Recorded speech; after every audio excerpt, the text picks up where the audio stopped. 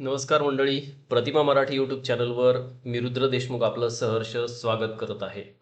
बघा, आपल्याला महाराष्ट्र राज्य परीक्षा परिषद यांचं या ठिकाणी पत्र दिसत आहे आणि तुम्हा सर्वांसाठी ही अत्यंत महत्त्वाची गुड न्यूज आहे की आज दिनांक 25/3/2026 रोजी या ठिकाणी बघा TET या परीक्षेचं निवेदन आलेलं आहे. म्हणजेच महाराष्ट्र शिक्षक पात्रता परीक्षा ही परीक्षा रविवार दिनांक 21/6/2026 रोजी या ठिकाणी घेण्यात येणार आहे.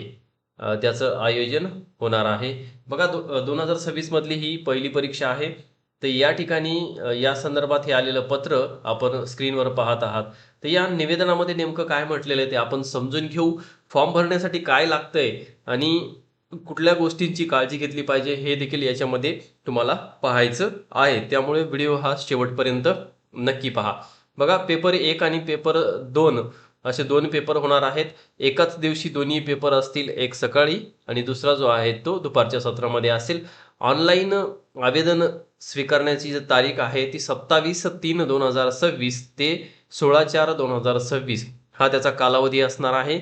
आणि प्रवेशपत्र ऑनलाईन प्रिंट काढून घेणे याचा कालावधी बघा 9/6/2026 ते दिनांक 21/6/2026 हा त्याचा कालावधी असणार आहे.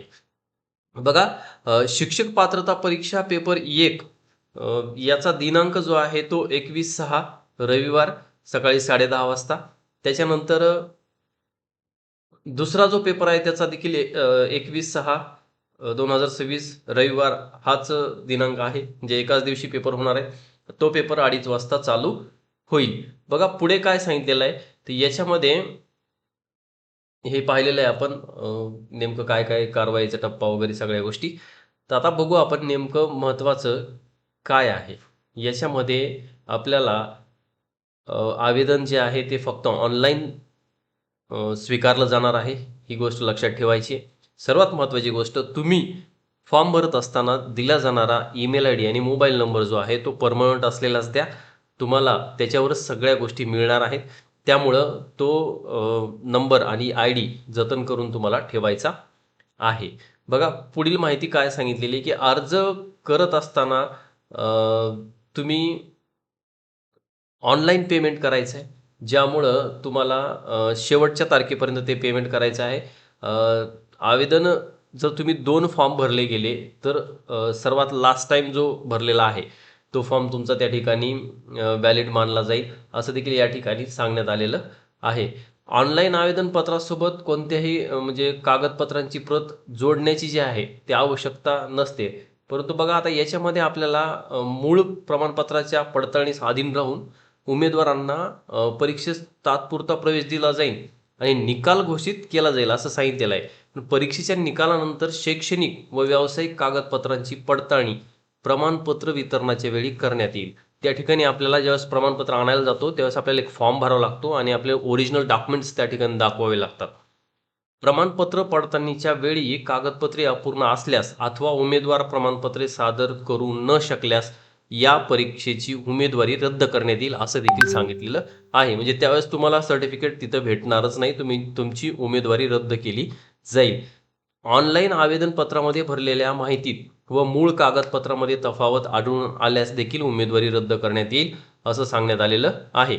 मगाशी सांगितल्याप्रमाणे एकापेक्षा जास्त आवेदन भरल्यास अंतिम भरलेलं आवेदन ग्राह्य धरण्यात येईल आणि आधी सादर केलेल्या आवेदनाचे शुल्क तुम्हाला रिटर्न भेटणार नाहीत.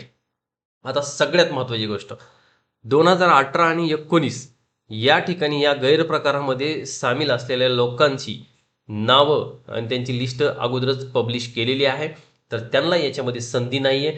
परंतु जर सन 2019 आणि 2018 गैरप्रकाराच्या यादीमध्ये नाव समाविष्ट असून सुद्धा खोटी व चुकीची माहिती भरून परीक्षेस प्रविष्ट झाल्यास संबंधितांवर नियमानुसार कायदेशीर कारवाई करण्यात येईल असं देखील या ठिकाणी सांगण्यात आलेलं आहे.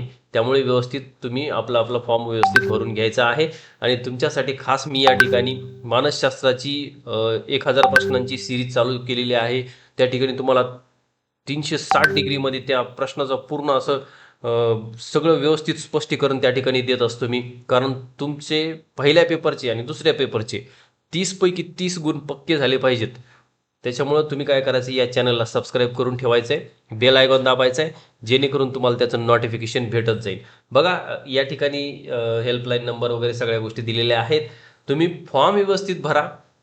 फॉर्म भरत असताना माहिती अचूक द्या.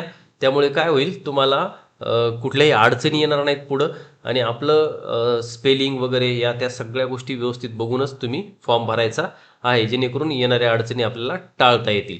कारण ज्यावेळेस तुम्ही टेट परीक्षेला वगैरे जातात त्या ठिकाणी मग मिसमॅच होणं हे ते सगळ्या गोष्टी वाढून बसतात. त्याच्यासाठी आत्ताच टीईटीचा फॉर्म भरतानाच व्यवस्थित भरायचा आहे.